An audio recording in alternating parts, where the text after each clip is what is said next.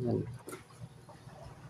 Ating po testerin kanyang voltahe. Testerin po natin. Yan po. Ito yung red.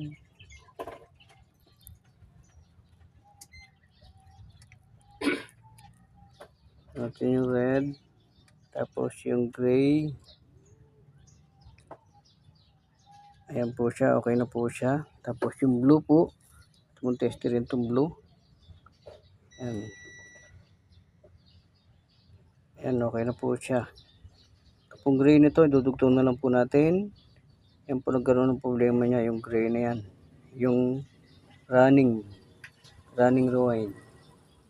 Yan, okay po. Naputol lang po siya rito. Nag-loaded. Yan.